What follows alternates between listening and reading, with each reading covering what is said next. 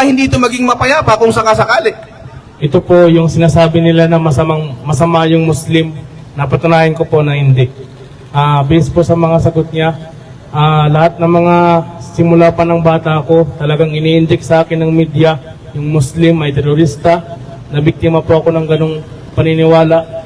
Pero gusto ko pong respetuhin yung Muslim, hindi ko magawa-gawa. Dahil nga may naka-inject sa isip ko na masama yung Muslim, terorista yung Muslim, mamamatay tao yung Muslim.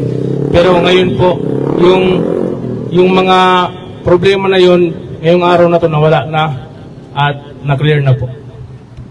Mashallah, takbir, Allahu Akbar. Mashallah, si brother, malapit na to sa Islam.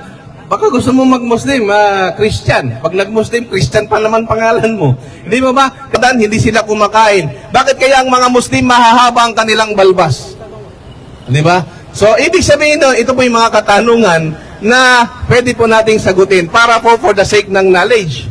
For the sake of knowledge. Wala pong ano dito. Kumbaga, wala pong bayad ang tanong. O, ito may lumapit sa atin. Mukhang interesado ito. Tatlo lang po yung gusto ko pong tanongin parte sa Muslim.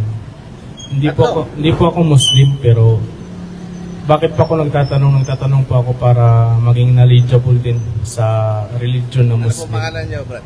Ako nga po pala si Christian from Palo, Leyte. Okay. Yung una ko pong tanong is yung ano po yung pinaka-root or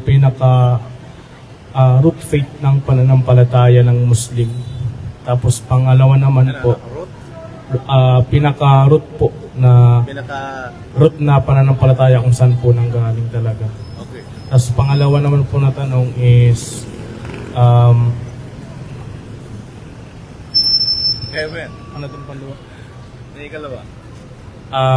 Pangalawa naman po na tanong is bigyan niyo po ako ng example na commandments ng Muslim, mga commandments na ginagawa niyo. Tapos pangatlo naman, ano po yung pinaka ginagawa niyo po na gawain para maipakita at mapatunayan sa mundo na ang Muslim ay hindi masamang relihiyon. Thank you, Christian. No? Saan ka ba pupunta? Saan ka pupunta? Babalik ka ba doon or saan ka? Diyan ka lang o makikinig ka? Okay, pwede ka naman dito na lang para usap talaga tayo. Una, ang katanungan po ni Christian, galing po siya sa Palo, hindi po siya Muslim. At gusto lang niyang magtanong tungkol sa aming pananampalataya tungkol sa Islam.